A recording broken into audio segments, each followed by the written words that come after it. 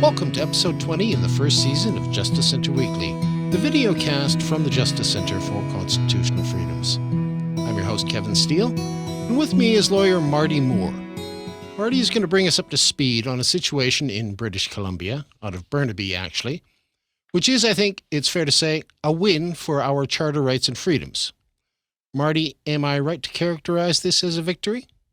Absolutely, Kevin. Yeah, it's good to be back with you. And happy to talk about the City of Burnaby learning a lesson on discrimination against different groups on the basis of freedom of expression. They've backed down, so let me bring you up to speed. Our lawyers have been working to represent a church group, actually, in the City of Burnaby. They had been seeking to meet in a city park on a temporary basis to conduct worship services. They didn't have any place to rent, as you can imagine. Rent is hard to find for everybody in BC, church or no church. And in this particular situation, the church was having a difficult time finding a place to rent. They were meeting outdoors in a city park. Well, the City of Burnaby reached out to the church and told them, and I quote, it says, "The city does not allow worship services by individual churches or religious organizations in city parks." Just a flat out ban. Well, of course, as our listeners know, freedom of religion is one of the protected freedoms in Canada. And the idea that you can just categorically prohibit worship services by individual churches or religious organizations, that was pretty shocking because, Kevin, this is a massive city park we're talking about. It's Edmonds Park in the middle of Burnaby. It's huge. It has hosted raucous events, complete with music, food, dancing, the whole bit. You know, whether that's pride celebrations, whether that's political events for local NDP candidates and MLAs.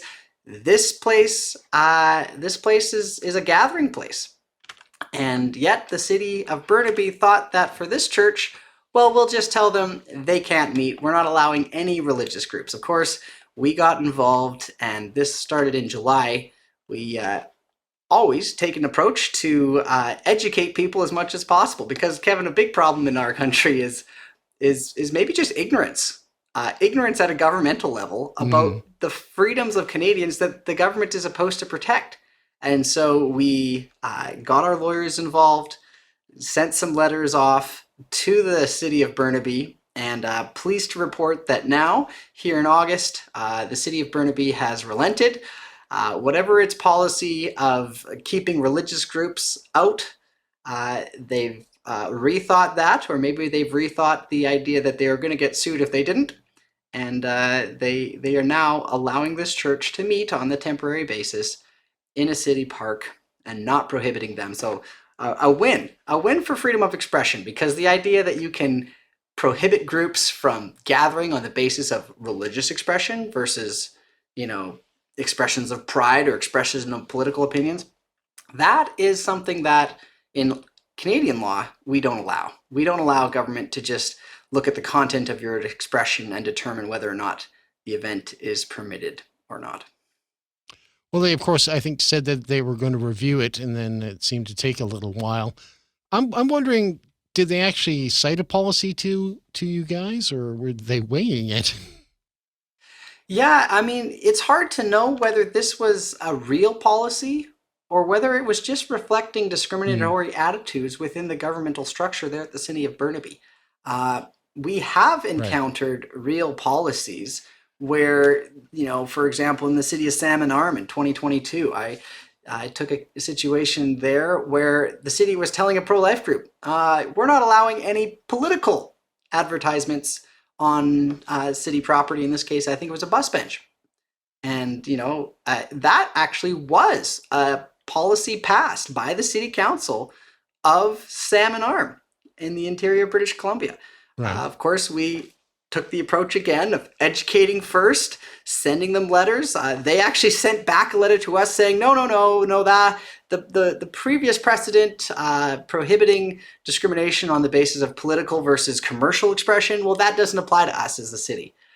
Well, we wrote back to them and said, look, if you want to debate that we can debate it in court, or you can give our client the ability to advertise on the same footing as other organizations. Because all of this actually stems back to another BC case, the Greater Vancouver case in 2009, in which the Supreme Court of Canada addressed the issue of a ban on advertisement on transit vehicles, bus benches, probably SkyTrains, etc., that said, really, we won't take any controversial advertisements and we won't take any political advertisements. And the Supreme Court of Canada had a little something to say about that basis for banning speech. And I'll just include a brief quote here.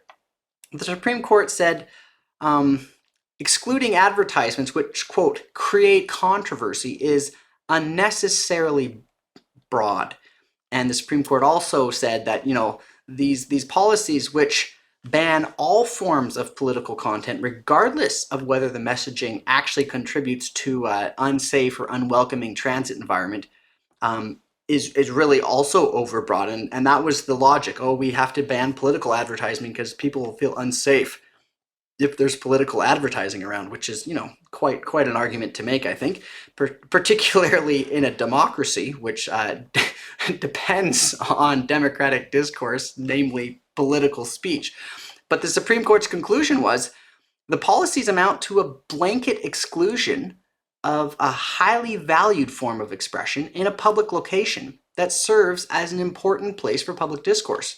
I think that applies equally, if not more so, to a public park than it does to the bus benches or advertisements on city buses. That was that issue in the Greater Vancouver case. And so the Supreme Court of Canada's decision there, which is really the leading case on this, was that those kind of limits on expression did not constitute minimal impairment as required by the Oakes test, for those that are following along with some of the discourse we've been having along Section 1 justifications for violations of constitutional rights. Okay, but I'm struggling to understand the parallel between advertising and a park, usage in a park. Is it because you're using a bus for advertising? Is it equivalent in that way? Well, the parallel is not so much whether there's an advertisement at issue. It's the parallel is the government is seeking to limit expression. And when the government is seeking to limit expression in a public place, in a place that is permitted for expression, so the court in Greater Vancouver, for example, found that, look, there's been a lot of history of public expression on the side of buses, on park benches in Canada.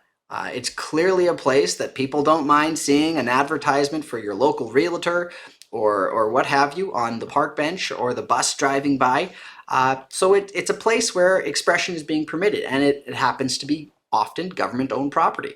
Likewise, in a city park, often a place for the gathering of expression. You might see on the Saturday morning, a different group in a city park, raising a sign or two about this or that cause.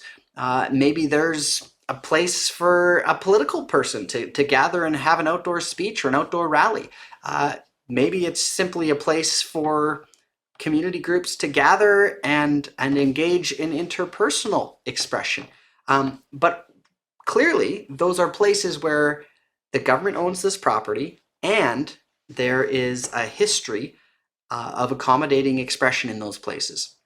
And once that is proven, the common thread here is that the government has to respect that right to expression, and they can't then come in and say, well, we will only allow commercial expression, or we will only allow nice expression, or we will only allow non-controversial expression, because that is where our courts are showing us that the government is beginning to cross lines that they cannot justify, that really the court needs to step in and say, government, back to your corner.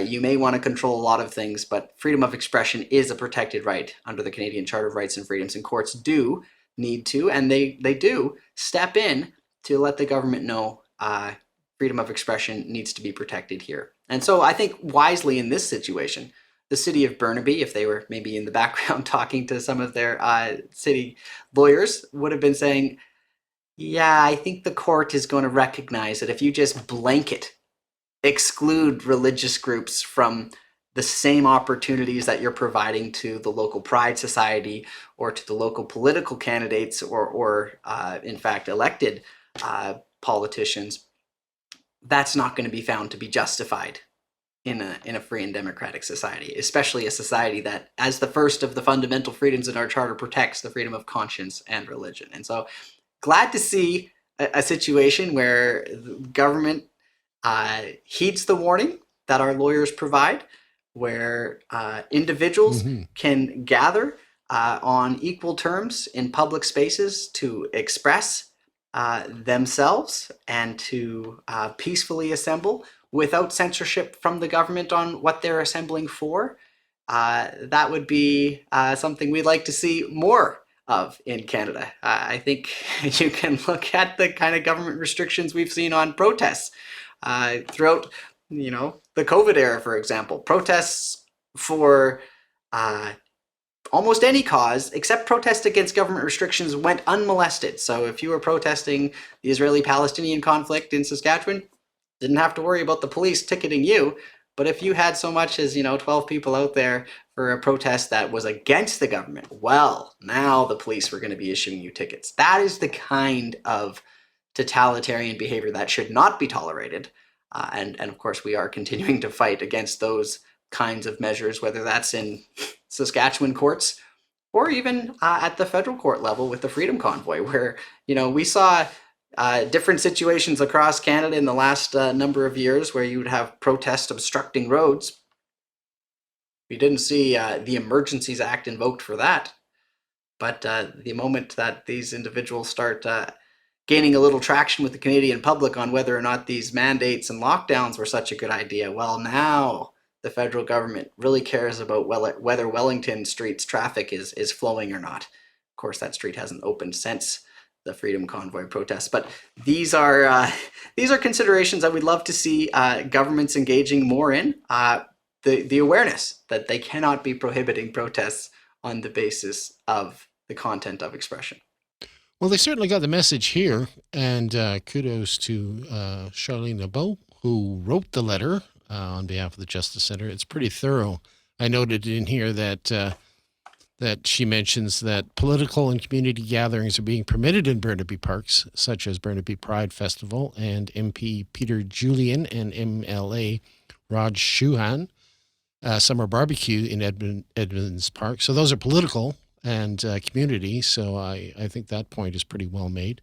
But the thing is, he was only applying for a temporary, and I think he was only asking for until Labor Day, wasn't it? So at this point, they've been granted use, but the policy still exists, doesn't it? Well, Kevin, I think we will see if that policy ever existed or not. But any of your listeners out there, should another group be kicked out of Edmonds Park in Burnaby on the basis that they happen to be too religious for the likings of the city officials, do let us know. My suspicion, Kevin, is that that policy is simply non-existent, or if it is in existence, it won't be getting applied anytime soon, because regardless of the group, we're grateful that part of the Justice Center Litigation Network, we're happy to go to bat for people who are experiencing government violation of their rights. And so we'll see if anything comes of that, but I strongly suspect that the city of Burnaby has learned its lesson and won't be attempting to apply any kind of policy like that against other groups in the future. Right. Well, I know time and resources are precious. There's so many cases we're fighting, so I guess I wasn't really pushing for follow-up here, but I just wondered if there's going to be in order to find out whether this is going to reach some kind of solution, because like I say, it seemed they dragged their feet for a while here, and there's only like a couple of weeks left before Labor Day. And so it'd be worthwhile for somebody to find out about this policy and see how widespread it is, I suppose. Yeah, I can assure you, Kevin, we have reviewed all the city policies related to this, the usage of parks. So, for example, the City of Burnaby does have a city bylaw, uh, bylaw 7331.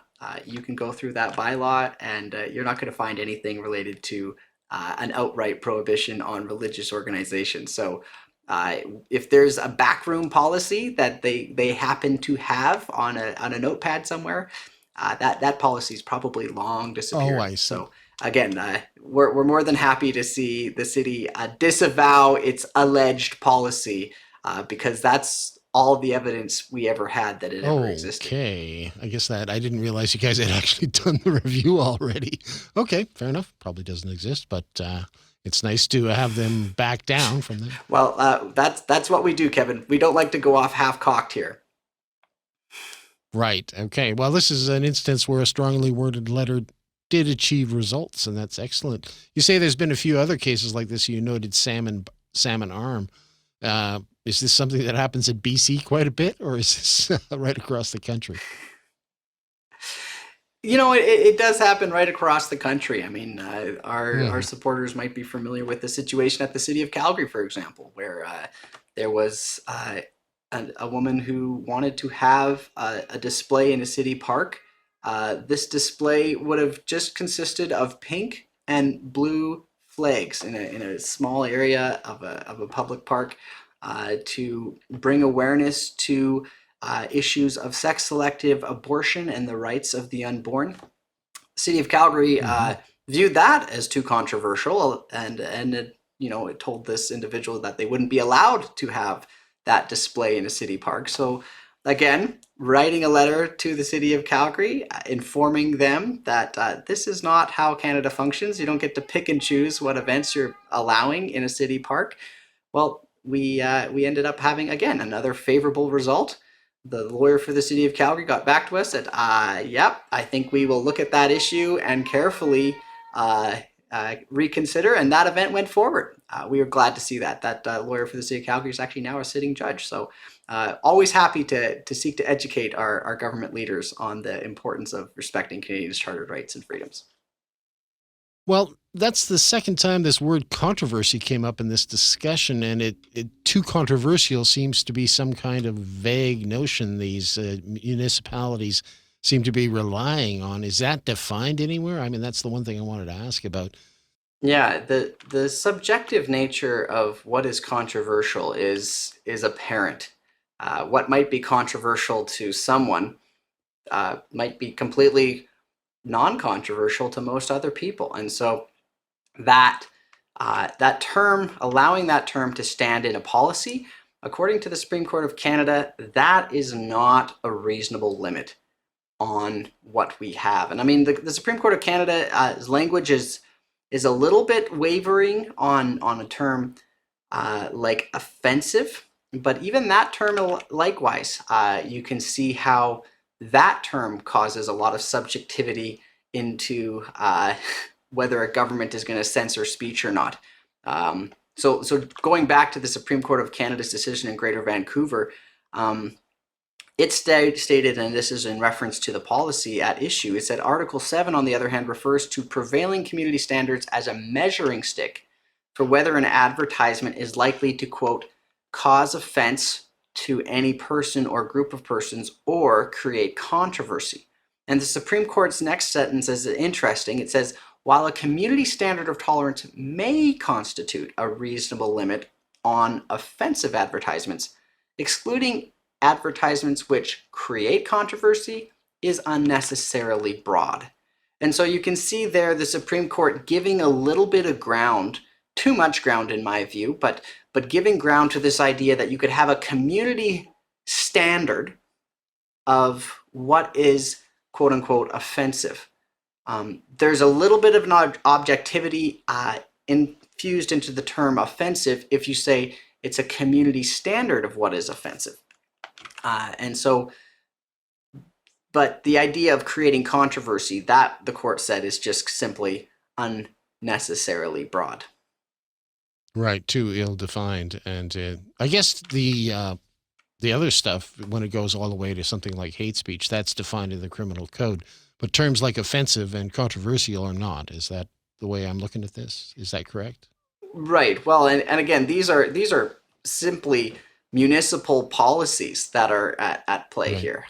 You might recall the case we recently filed against the Parliamentary Protective Service in Ottawa, where they had a policy, and they actually have a policy right now that's essentially allowing Parliamentary Protective Service agents to pick and choose what kind of signs are allowed on Parliament Hill at a protest.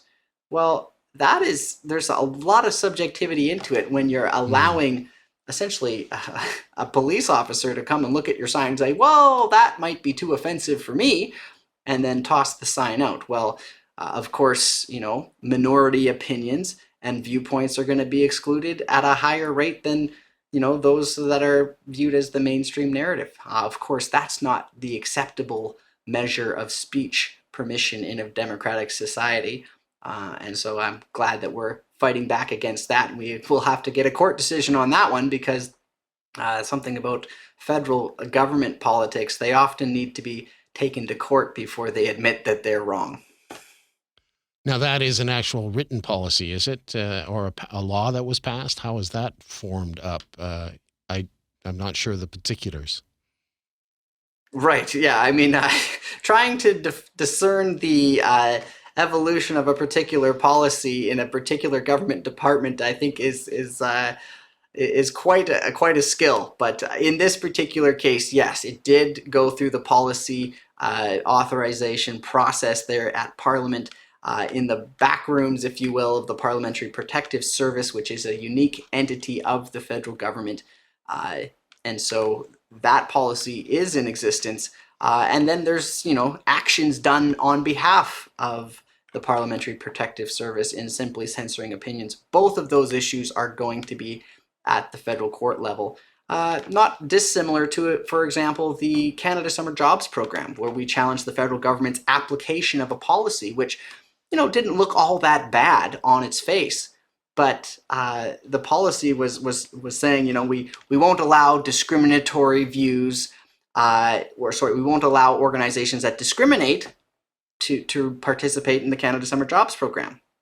But then when it came down to it, the way they were defining whether an organization discriminated was, they're flagging organizations for, quote, controversial church beliefs, because they kind of had the idea that if you had controversial church beliefs, then we could just kind of kick you out of the program, because not dissimilar to this idea in Burnaby that if you're holding a worship service or you're a church, we can kick you out of the park. Well, that is not acceptable. I'm glad to be part on the Justice Center network here of lawyers that are going to fight against that every single time. And so, thanks to Justice Center donors for keeping the fight alive for freedom. And we're glad to see governments learning some of the lessons, and we'll keep the fight going, Kevin. Well, it sounds like they're learning them one at a time, because it sounds like it pops up a little too frequently. But yeah, we're here to fight the good fight. Well, great, Marty. Thanks a lot for bringing us up to date on that one. And it's nice to talk about a victory here. That's great. And I hope to talk to you again real soon. Thank you, Kevin.